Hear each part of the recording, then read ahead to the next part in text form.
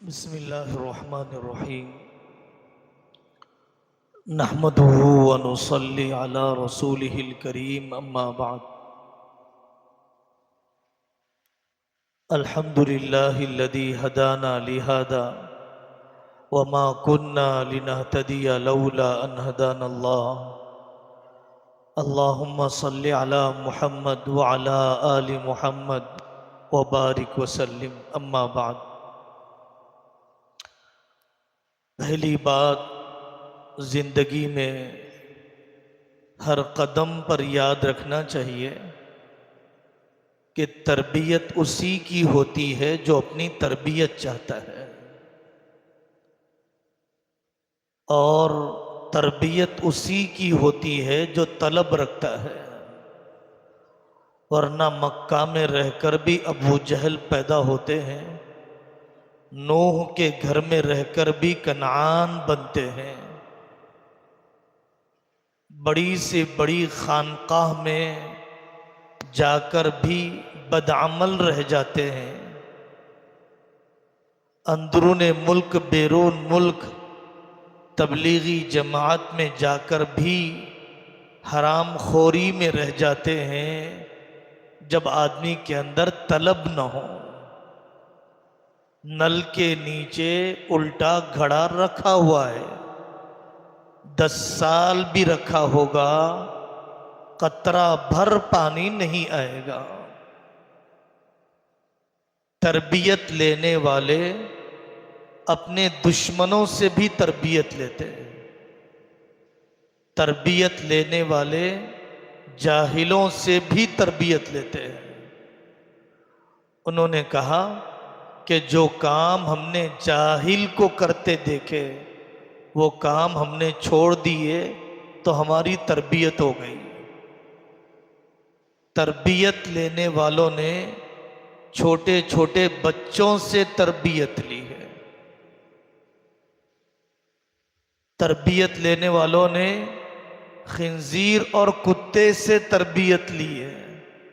تعجب ہوگا، بزرگوں نے فرمایا اس انسان سے جو اپنی روزی روٹی میں دوسرے کے لیے بوجھ بنا ہوا ہے، اس سے بہتر تو وہ بد جانور ہے کہ جو اپنی روزی روٹی کا خود انتظام کر لیتا ہے اور سویرے اٹھ جاتا ہے، انسانوں کی نجاست صاف کرتا ہے، اپنی نجاست نہیں پھیلاتا ہے۔ تربیت لینے والوں نے کتوں کی خوبیوں کو نقل کیا، عبرت لینے والوں نے درختوں سے عبرت لی۔ سری سقطی رحمت اللہ علیہ کا واقعہ ہے، وہ فرمانے لگے میں نے درخت سے سیکھا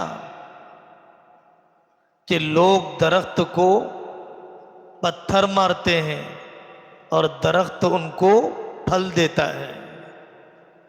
میں نے درخت سے پوچھا جب تیرے اندر ایسی خوبی ہے تو کاٹا کیوں جاتا ہے؟ تو اس نے جواب دیا جدھر ہوا چلتی ہے ادھر جھک جاتا ہوں، میرا اپنا نظریہ طے نہیں ہے، میرے اپنے اصول طے نہیں ہے۔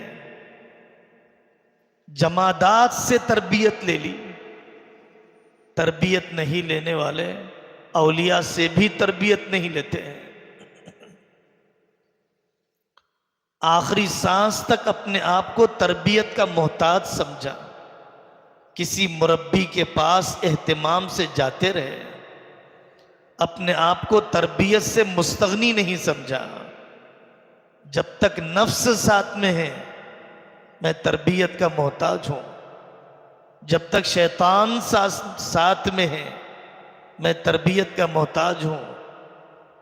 وَفَوْقَ ذِي كُلِّ عِلْمٍ عَلِيمٍ، جب تک باقی ہے میں اپنے سے زیادہ جاننے والے کے پاس جانے کا محتاج ہوں۔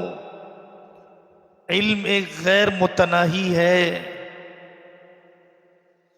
فراغت مدرسوں سے رسمی نصاب سے ہوئی ہے،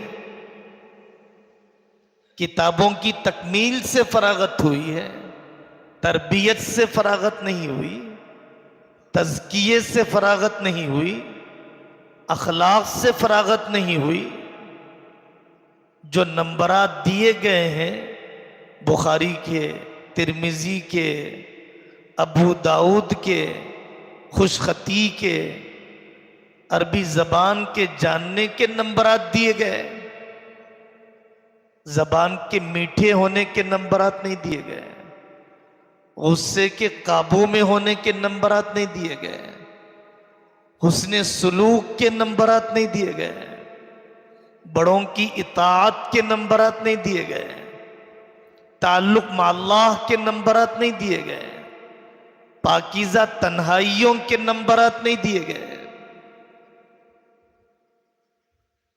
پہلی بات، ہم تربیت کے ایمان پر خاتمے تک محتاج ہیں،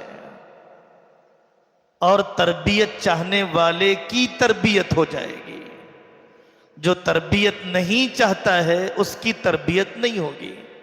آپ جاگتے ہوئے سنیں، میں بہت لمبی بات نہیں کروں گا، صرف 40 منٹ ہی بات کروں گا، اس سے بھی کم کرنے کی کوشش کروں گا، لیکن جاگتے ہوئے سنیں۔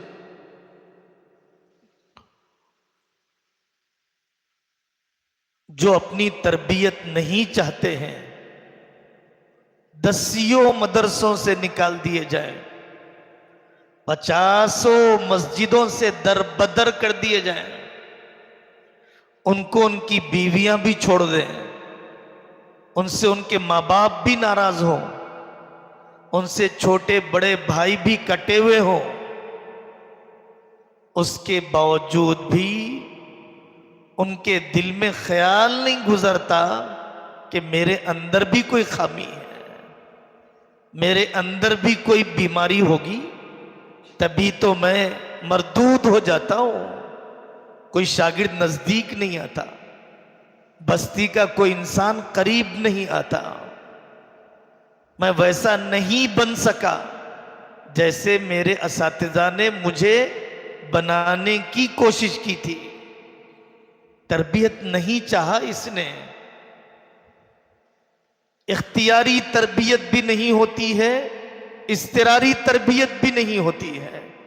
کینسر کا حملہ ہو گیا، ایک گناہ نہیں چھوٹا، ڈائلیسس کا حملہ ہو گیا، ایک نیکی میں اضافہ نہ ہوا، بالوں میں سفیدی آنے لگ گئی، آخرت کی فکر میں ترقی نہ ہوئی، تو نصیحت سے بھی تربیت نہیں لی، حالات سے بھی تربیت نہیں لی، اختیاری تربیت بھی نہیں لی، اضطراری تربیت بھی نہیں لی، اب اس شخص کا کیا حشر ہوگا بتائیے آپ؟ جو تربیت لیتا ہے اس کی ترقی ہوتی ہے۔ میری خطابت جیسی ہونی چاہیے نہیں ہے، میری تدریس جیسی ہونی چاہیے اللہ کے نیک مقبول بندوں کی طرح نہیں ہے، میرا تنہائیوں میں اللہ سے جیسا گہرا تعلق ہونا چاہیے نہیں ہے۔ جن لوگوں کے اندر یہ کیفیت بن جاتی ہے وہ اپنی تربیت کے لیے بے قرار ہو جاتے ہیں۔ ایک شک پیدا ہو گیا ایک آیت کے بارے میں، بے قرار ہو کے نکل گئے۔ عزیز الرحمان صاحب رحمت اللہ علیہ دیوبند سے گنگوہ کی طرف صرف ایک آیت میں شک میں پیدا ہو، شک میں پڑنے کی وجہ سے اگر اس حال میں مر جاؤں گا تو میں اللہ کو منہ کیسے دکھاؤں گا؟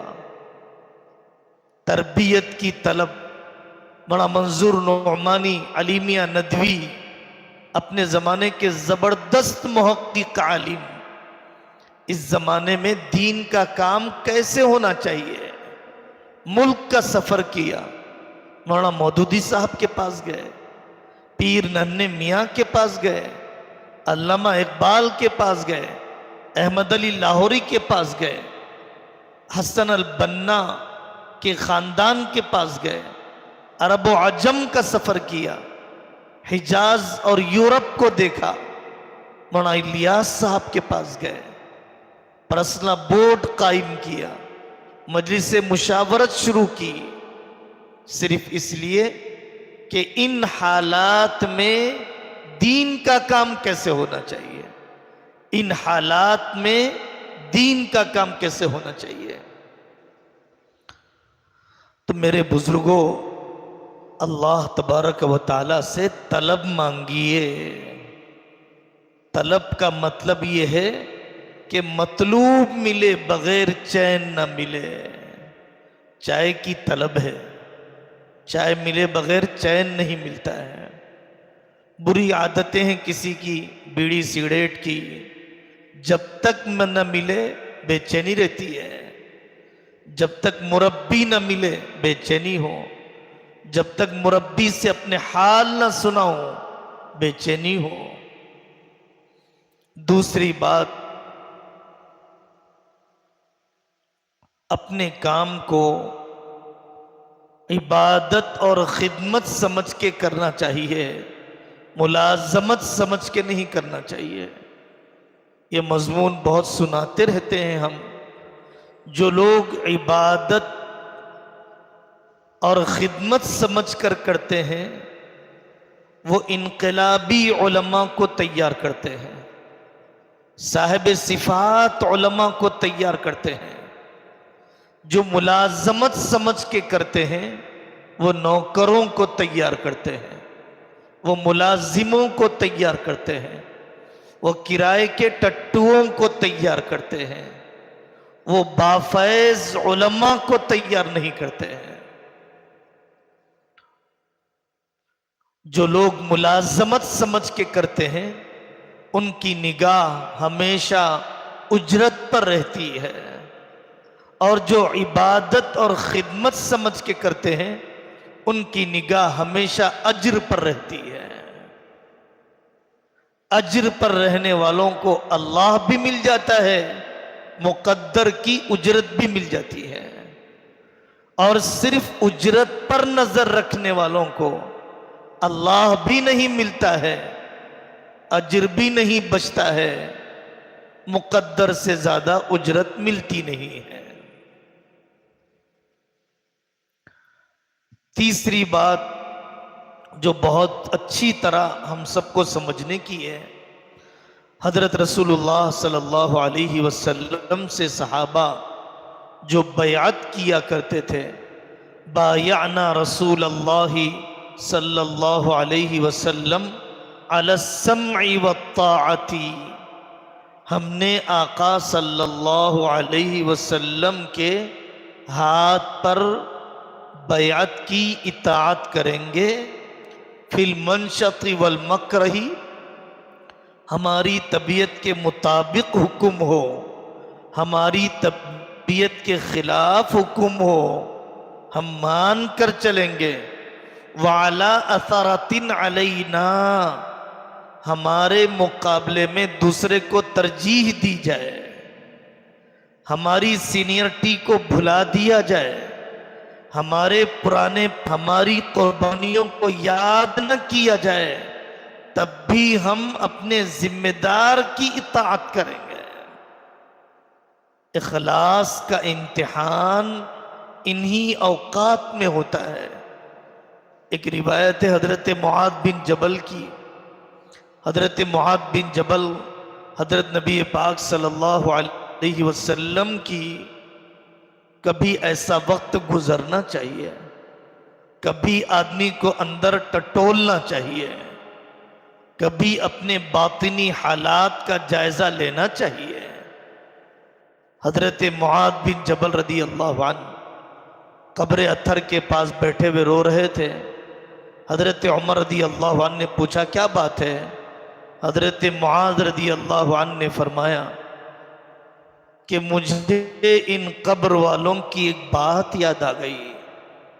لمبی روایت ہے اخلاص سے متعلق، ان میں آپ نے فرمایا کہ تھوڑا سا ریا بھی شرک ہے، تھوڑا سا ریا بھی شرک ہے۔ اللہ چھپے رہنے والوں کو پسند فرماتے ہیں۔ جو نہ آئے تو کوئی نہ پوچھے، اگر آئے تو انہیں یاد نہ کیا جائے۔ اذا غابوا لم یفتقدوا، اگر وہ نہ آئے تو تلاش نہ کیا جائے۔ وَإِذَا حَضَرُوا لَمْ يُدْعَوْا، موجود بھی ہو تو کوئی پوچھ کر نہ دیکھے۔ اخلاص والے، اللہ سے اپنا صلہ چاہنے والے۔ اخلاص کا امتحان اطاعت سے ہوتا ہے۔ اپنی کمیٹیوں کے معاون بن کر چلنا چاہیے، مقابل بن کے نہیں چلنا چاہیے۔ جیسے ساز بہو کے رشتے میں معاون بن کے چلنے والے کم ہیں، مقابل بن کے چلنے والے زیادہ ہیں۔ کمیٹی اور اسٹاف میں، چاہے کمیٹی میں علماء ہوں، چاہے کمیٹی میں عوام ہو، دیکھا یہی جا رہا ہے، مقابل بن کے چلتے ہیں۔ انڈیا پاکستان کا رویہ ہوتا ہے، کوشش ہے کہ سامنے والے کی خامی مل جائے، کوشش ہے کیسے بے عزتی کی جائے، کوشش ہے اعتماد کیسے ختم کیا جائے، کوشش ہے تنخواہ کیسے کاٹی جائے۔ جب تک ہم مقابل بن کے چلیں گے اس وقت تک ہمارا کوئی مشن ترقی نہیں کر سکتا ہے۔ خامی ہم دونوں میں ہے، تربیت کی ہم دونوں کو ضرورت ہے، اطاعت ہم دونوں کریں گے سرپرستوں کی، دونوں اپنی ذمہ داری کو نبھائیں گے، حقوق نہیں مانگیں گے۔ معاون کیسے بنے؟ معاون بن جائیں گے اگر ہم یہ سمجھیں کہ ہم سب ایک مشن کے لیے کام کر رہے ہیں۔ پیر چلنا چاہتا ہے، ہاتھ بڑھنا نہیں چاہتا، دماغ سوچنا چاہتا ہے، آنکھ دیکھنا نہیں چاہتی، تو جسم اپنا کام کیسے کر پائے گا؟ کمیٹی کا کام اگر وہ نہ کریں، اسٹاف اگر وہ اپنا کام نہ کریں، مشن آگے کیسے بڑھے گا؟ چار پہیے چار رخ پر ہوں، گاڑی آگے کیسے بڑھے گی؟ ایک پہیہ دوسرے پہیے کا تعاون کرنے کے لیے تیار نہ ہو، اسٹیئرنگ ادھر لے جانا چاہتی ہے، دوسرا پہیہ اس طرف لے جانا چاہتا ہے، معاون نہیں ہے۔ اینٹوں کی دیوار کیسے کھڑی ہوگی جب اینٹ ایک دوسرے سے ملا کر سیمنٹ نہ لگائی جائے، خلوص اور محبت کا سیمنٹ نہ ڈالا جائے، دیوار کیسے کھڑی ہوگی؟ ہمیں مقابل نہیں بننا ہے، ہمیں انتظامی امور میں مداخلت نہیں کرنا ہے۔ وَأَلَّا نُنَازِعَ الْأَمْرَ أَهْلَهُ، ہم نے جتنی کتابیں پڑھی اور جتنے بزرگوں کے ساتھ بیٹھنا ہوا، ان سے پہلی نصیحت انتظامیہ میں مداخلت نہ کرنا۔ ہر آنے دوست سے ہم پوچھتے ہیں کیا کوئی ایسی گاڑی بن گئی جس میں ہر پیسنجر کے سامنے اسٹیئرنگ ہو؟ اسٹیئرنگ ایک ہوا کرتی ہے، ہر پیسنجر کے سامنے اسٹیئرنگ نہیں ہوا کرتی۔ ہر آدمی امیر نہیں بن سکتا ہے، ہر آدمی قائد نہیں بن سکتا ہے۔ ہر اینٹ، ہر پتھر اوپر کے منزلے میں جڑ جائے نہیں ہو سکتا ہے۔ کچھ پتھروں کو بنیاد میں آنا پڑے گا، کچھ پتھروں کو بیسمنٹ میں آنا پڑے گا۔ ہر استاد کو بخاری پڑھانے کا موقع نہیں ملے گا، کچھ ناظرہ پڑھانے والی بنیادیں بھی ہوں گی۔ دین کی تکمیل ناظرہ پڑھانے والوں سے ہوتی ہے، صرف بخاری پڑھانے والوں سے نہیں ہوتی ہے۔ بخاری پڑھانے والوں کو بخاری پڑھانے کا موقع جب ملے گا جب ناظرہ پڑھانے والے شفقت سے پڑھا کر طالب علم کو وہاں تک پہنچائیں گے۔ اوپر کے منزلے کی خوبصورتی جب بنے گی جبکہ نیچے کی بنیادیں اخلاص اور اخفاء کے ساتھ بنیادوں میں رہنے کو پسند کریں۔ انتظامیہ کا تعاون، میں عالم ہوں، میں عالم ہوں اس لیے مجھے علماء کے اخلاق اپنانا چاہیے، ایک رخ یہ ہے۔ میں عالم ہوں، میرا اکرام کیا جانا چاہیے۔ جو ذمہ داری کا رخ ہے وہ آپ کو کامیابی کی طرف لے جانے والا ہے، جو عہدے داری کا رخ ہے وہ بربادی کی طرف لے جانے والا ہے۔ میں عالم ہوں، میرا اکرام کیا جائے، یہ بربادی کا راستہ ہے۔ میں عالم ہوں، مجھے بازار میں نہیں کھانا چاہیے۔ میں عالم ہوں، مجھے مقتدیوں سے پہلے ہونا چاہیے۔ میں عالم ہوں، میری تہجد اشراق اوابین پابندی سے ہونی چاہیے۔ میں عالم ہوں، میری تنہائیاں پاک ہونی چاہیے۔ میں عالم ہوں، میرے دینداری کی سطح عام لوگوں کی سطح سے اونچی ہونی چاہیے۔ اگر یہ ذمہ داری کا رخ ہے تو یہ ترقی کا رخ ہے۔ کمیٹیوں کی اطاعت، کمیٹیوں کو اعتماد میں لے کر چلنا، یہ بوڑھے ہیں، ان کے اسلام میں بوڑھے ہونے کا اکرام، اللہ کا اکرام یہ ہے کہ بوڑھے کا اکرام کیا جائے، منصف بادشاہ کا اکرام کیا جائے، حافظ قرآن کا اکرام کیا جائے۔ مجھے اپنے اکرام کی روایت یاد ہے، مسلمان بوڑھے کے اکرام کی روایت یاد نہیں ہے۔ مجھے علماء کی فضائل کی روایت یاد ہے، لیکن ارباب حل و عقد کے اکرام کی روایتیں پتہ نہیں ہیں۔ کبروا کبراء القوم، کبروا کبراء القوم۔ بعض قبیلوں کے سردار آئے تو حضرت نبی پاک صلی اللہ علیہ وسلم نے فرمایا قبیلے کے بڑے کو بڑا پن دو۔ آپ نے فرمایا قوموا الی سیدکم، اپنے سردار کے لیے کھڑے ہو جاؤ، اپنے سردار کے لیے کھڑے ہو جاؤ۔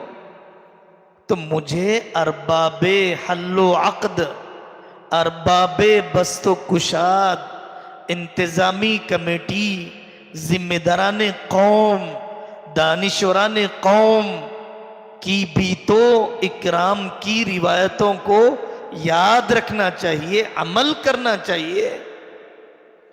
ہم نے تعلیم کی ذمہ داری کو اٹھایا، انہوں نے کسی قدر قانونی مالیاتی ذمہ داری کو اٹھایا۔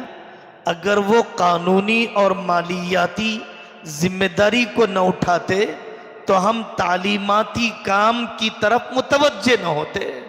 اگر وہ تعمیراتی بوجھ نہ اٹھاتے ہم تعلیمی کام کی طرف متوجہ نہ ہوتے۔ وہ ہمارے محسن ہیں جو انہوں نے ہمیں تدریسی کام کی طرف یکسو کر دیا۔ یہ اہم مضمون ہے، اس کو سیکھنا چاہیے۔ استغنا اور تکبر کی سرحدیں ملی ہوئی ہیں، شکر اور حب کی سرحدیں ملی ہوئی ہیں۔ عام طور پر اکابر کے وہ واقعات جو ان کے استغنا والے ہیں، بادشاہوں سے استغنا، امراء سے استغنا، ان واقعات کو سن کر آدمی اپنی کمیٹیوں اور اپنے عوام کے ساتھ استغنا کرنے لگ جاتا ہے۔ انہوں نے تو بادشاہ کے آنے پر پیر پھیلائے تھے، میں بھی پیر پھیلاؤں گا۔ احمد بن حنبل نے بے باکی سے جواب دیا تھا تو میں بھی بے باکی سے جواب دوں گا۔ کہاں پر استغنا کا معاملہ کیا جائے، کہاں پر احتیاج کا معاملہ کیا جائے، کہاں پر قدر افزائی کا معاملہ کیا جائے، کہاں پر بے نیازی کا معاملہ کیا جائے یہ ہم نے سیکھا نہیں ہے، ہم نے اس واقعے کے پس منظر کو نہیں دیکھا ہے۔ دیکھیے، کام تو تقسیم کر دیا جاتا ہے، یہ اہم اصول ہے کہ کام تقسیم کر دیا جائے۔ ایک محتمم ہے، ایک صدر مدرس ہے، ایک منتظم ہے، ایک مدرس ہے، ایک صدر شعبہ حفظ ہے، ایک منتظم مطبخ ہے، ایک نگران مالیات ہے۔ کام کا تقسیم کرنا ضروری ہے، اور ہر آدمی کا اپنے کام کی فکر کرنا ضروری ہے۔ جس آدمی کو اپنے کام کی فکر ہوتی ہے، اپنا دیا گیا کام، مفوضہ کام اس کے ذہن و دماغ پر غالب ہوتا ہے، دائیں بائیں تانک جھانک کی ضرورت نہیں ہوتی ہے۔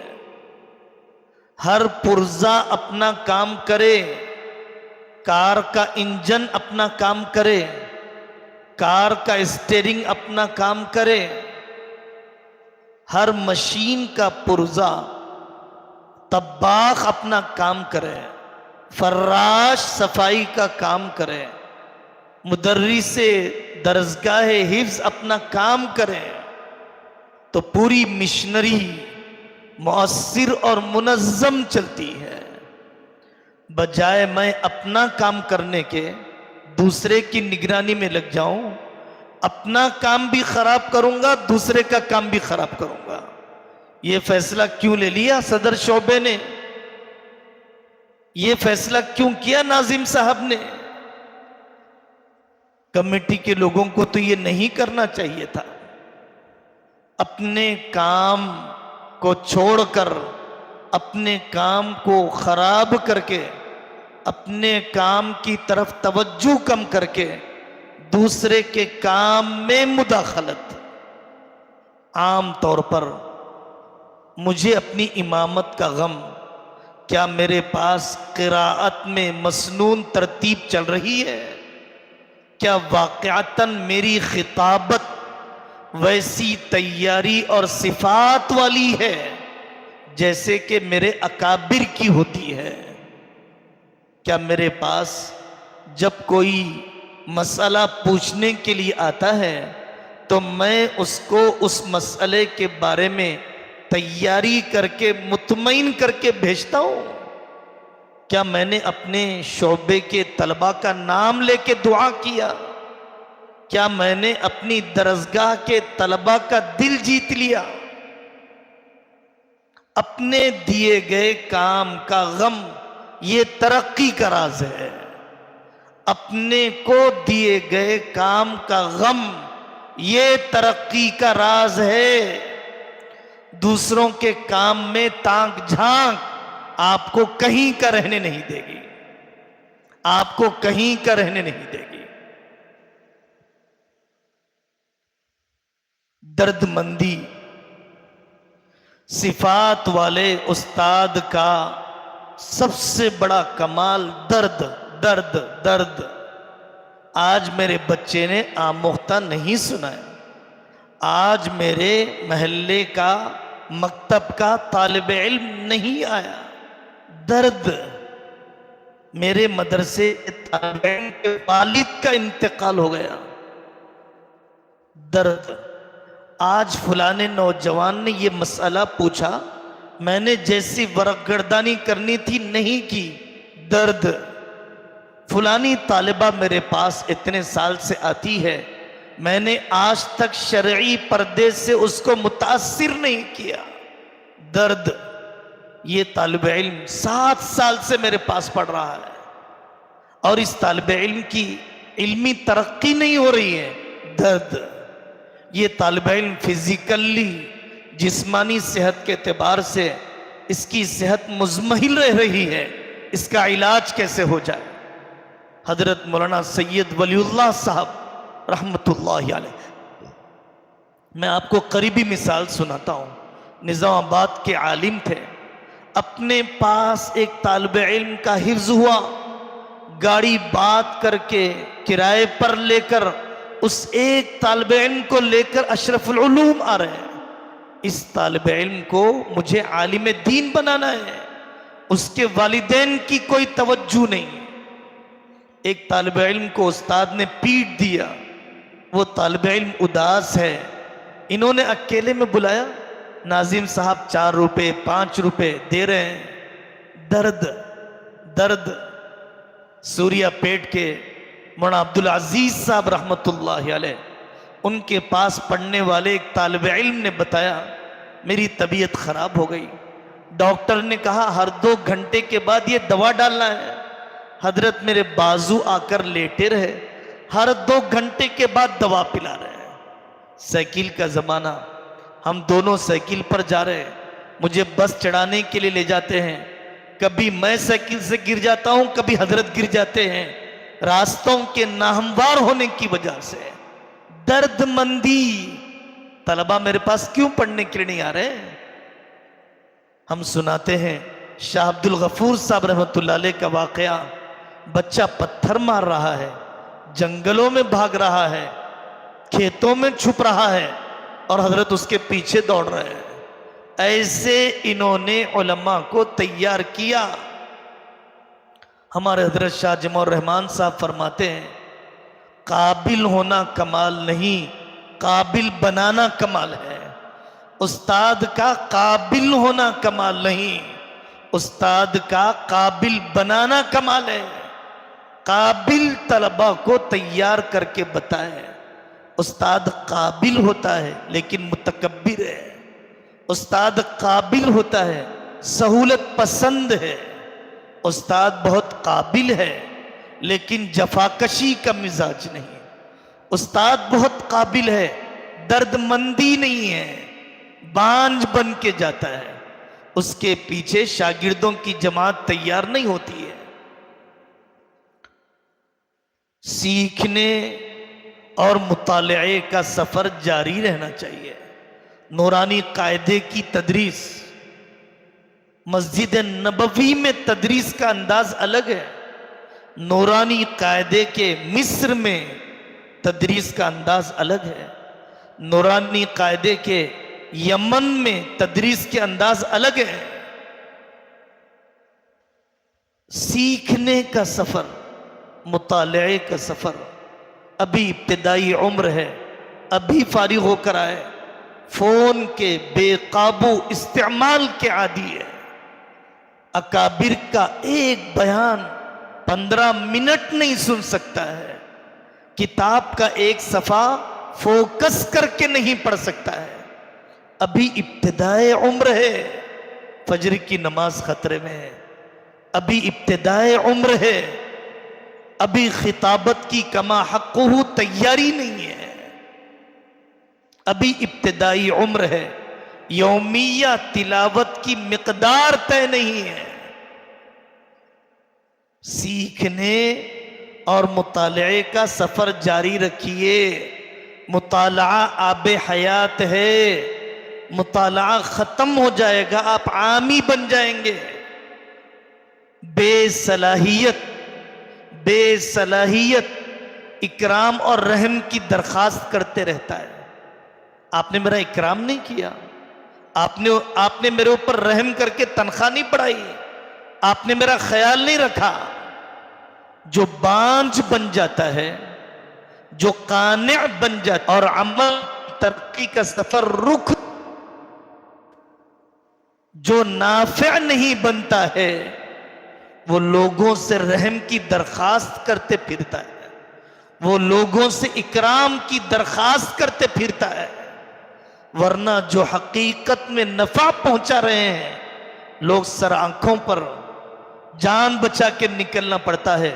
چاہنے والوں کی اتنی قطار لگی رہتی ہے.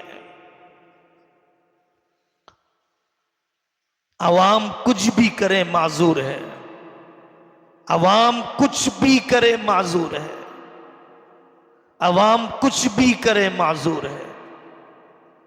اگر ہم کوئی بھی بے اصولی کریں تو قابل مؤاخذہ ہے. ناقدری کیا امام بخاری کی قدردانی کی زمانے نے؟ ایک طبقہ اتنا ناقدرہ کہ امام بخاری کو بڑی ذلت سے وطن سے نکالا گیا. امام ابو حنیفہ کی قدر ہوئی، اتنے بڑے مجدد کی زہر پلا دیا گیا، سر پر کوڑے مار کے قتل کیا گیا.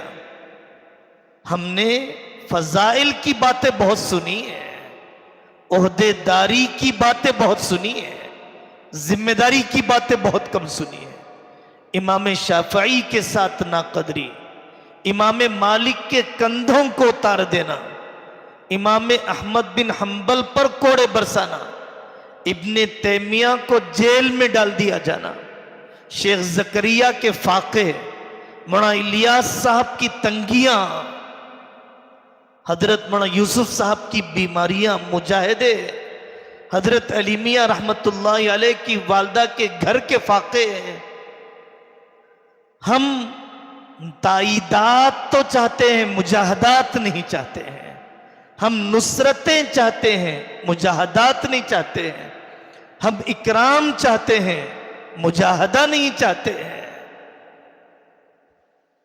ایسا نہیں ہے. ہمیں اپنا موازنہ عوام سے نہیں کرنا چاہیے. ہمارے اخلاق علماء کے کردار کے برابر ہیں، ہمارے اخلاق علماء کے جیسے ہیں، ہمارے اخلاق عوام کے جیسے نہیں ہیں. ہمارے اخلاق عوام کے رد عمل کے طور پر نہیں ہے.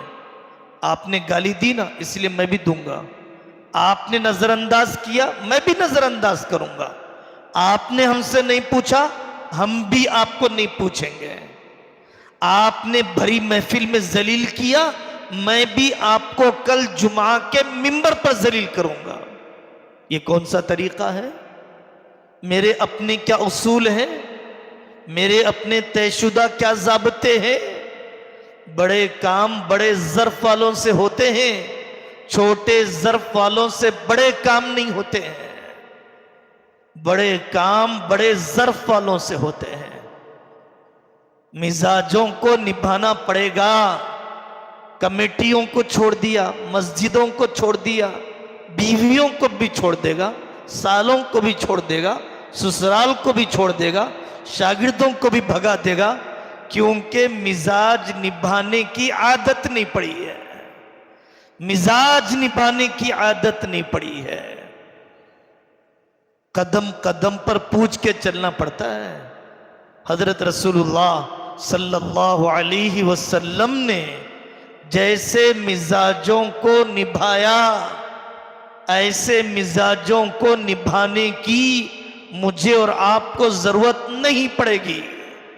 میرے اور آپ کے پاس کوئی ابو سفیان نہیں ہے میدانوں میں للکارنے والا.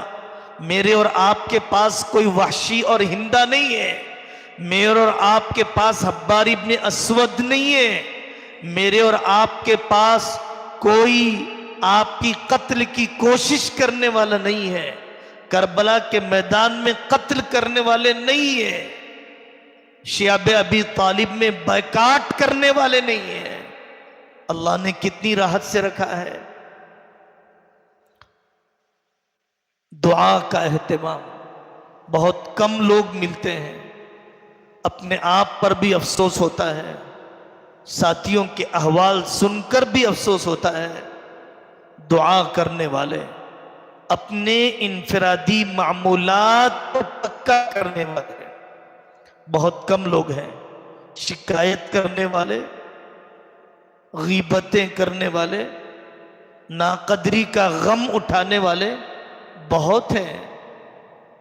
حالانکہ دل کو جب چوٹ لگتی ہے، ناقدری کا واقعہ کوئی پیش آتا ہے، اللہ تعالیٰ دل توڑ کر ترقی کا انتظام کرنا چاہتے ہیں، اونچی اڑان بھرنا چاہتے ہیں، تعلق میں مضبوطی لانا چاہتے ہیں. انفرادی اعمال سے ہی پتہ چلے گا کہ اللہ سے کتنی محبت ہے. انفرادی اعمال سے ہی اجتماعی اعمال کی گندگی کی صفائی ہوگی. انفرادی اعمال سے ہی اجتماعی اعمال میں قوت اور جان پیدا ہوگی.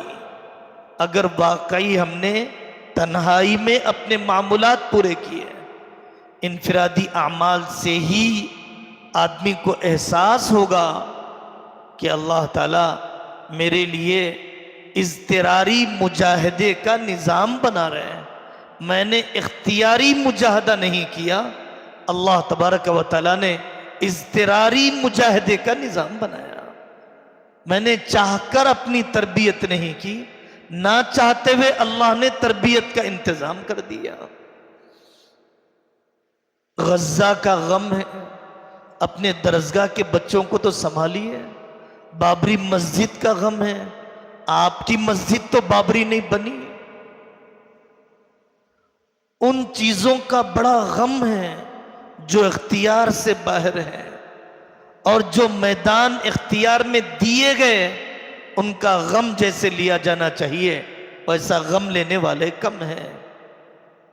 آخری بات جو ہماری معلمات سے بھی کہنا ہے، ہمارے معلمین سے بھی کہنا ہے، ہمارے مدرسوں کے چلانے، مکاتب کے آباد کرنے کے دو ہی مقصد ہیں. خلاصے کے طور پر، نچوڑ کے طور پر یاد رکھنے کے لیے کہا جا سکتا ہے کہ دو اہم مقاصد ہیں. ایک، مثالی دیندار بن جائیے آپ، مثالی دیندار بن جائیے آپ، اور دوسرا خادم دین تیار کیجیے. مثالی دیندار بن جائیے. آپ کا اپنے شوہر سے برتاؤ، آپ کا اپنی ساس سے برتاؤ، آپ کا اپنی سالیوں، اپنی دیورانیوں اور جٹھانیوں سے سلوک مثالی دیندار. آپ میں حرص ہے یا قناعت ہے، حیا ہے یا بے حیائی ہے، صلہ رحمی ہے یا قطع رحمی ہے، ذکر ہے یا غفلت ہے. مثالی دیندار، مثالی دیندار. اور آنے والوں کو خادم دین بنانا. جب یہ ٹارگٹ ہمارے سامنے ہوگا تو آدمی سوچے گا کہ اب حج کا مہینہ آ رہا ہے، میں حج کے لیے تڑپنے پھڑکنے والوں کو تیار کروں گا.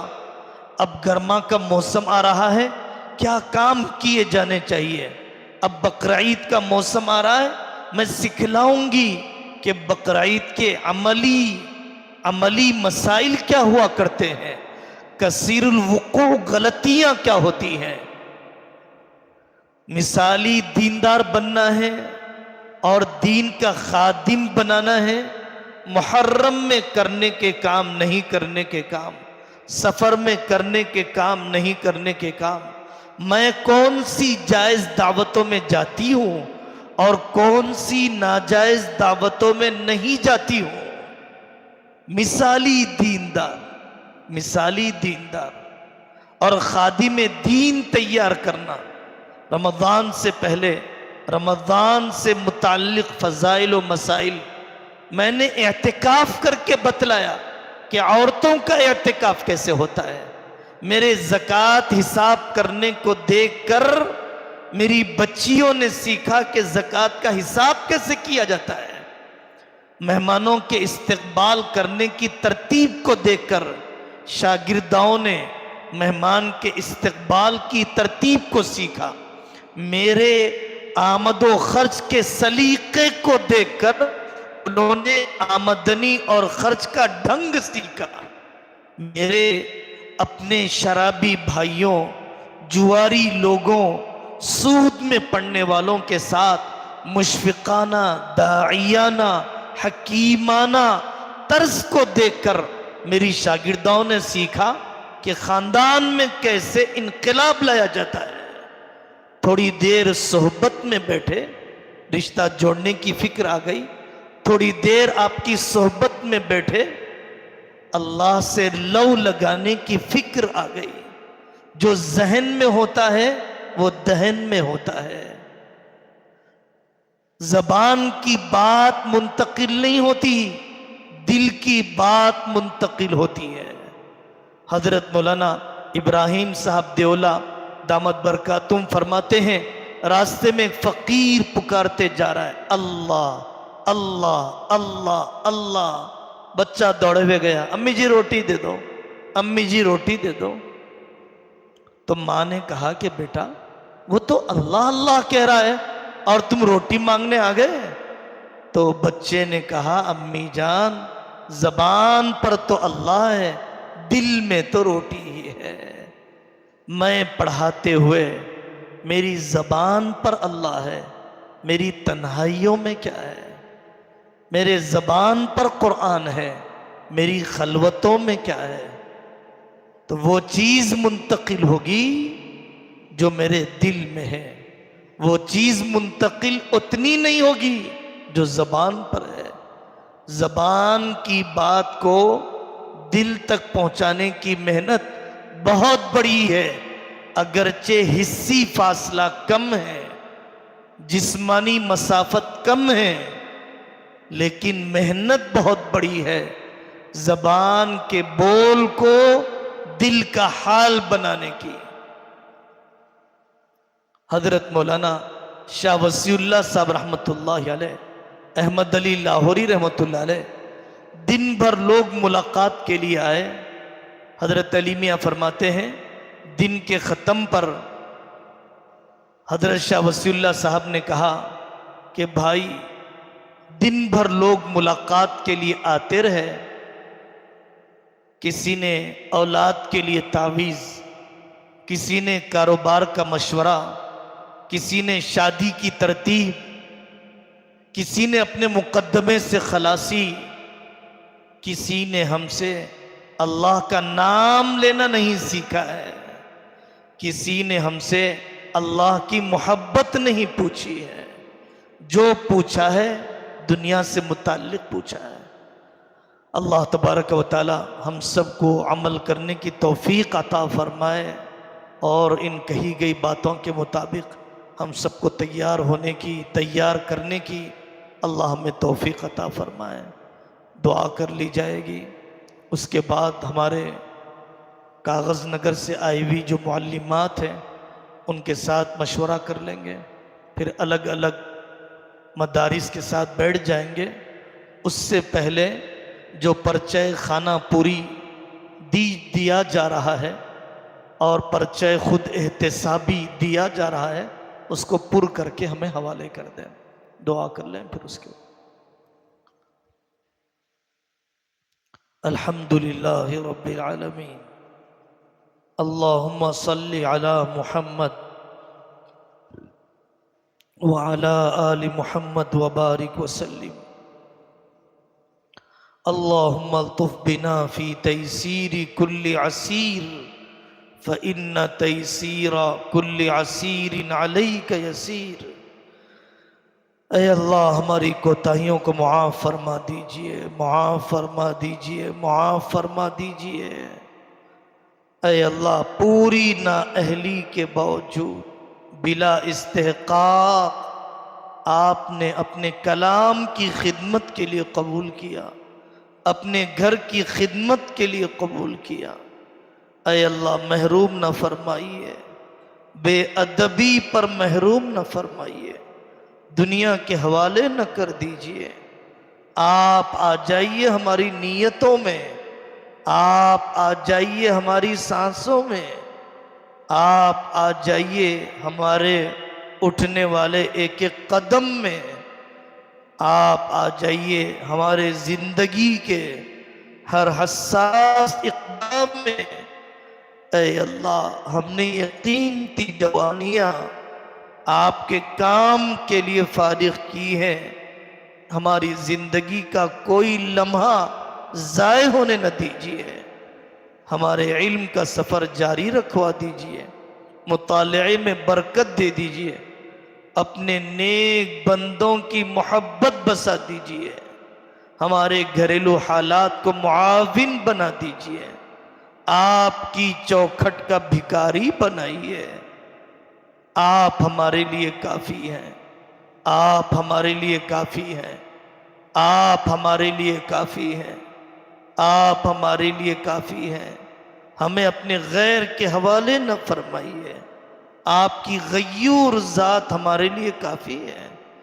اے اللہ، دینی کام میں مددگار بننے والے جوڑے عطا فرمائیے، سسرال کے حالات کو معاون بنائیے، گھریلو مسائل کو حل فرمائیے، ہمارے گناہوں کی نحوست سے مدرسوں کو ویران نہ کر دیجیے، طلباء کے بدکنے پر مجبور نہ کر دیجیے، اپنی مددوں کو نہ ہٹائیے، وہ کام لے لیجیے جو آپ کو پسند ہو، وہ کام لے لیجیے جو آپ کی چاہت کے مطابق ہو، دلوں کو متوجہ کیجیے، وسائل اور مخلص افراد کو مسخر فرما دیجیے، مسخر فرما دیجیے،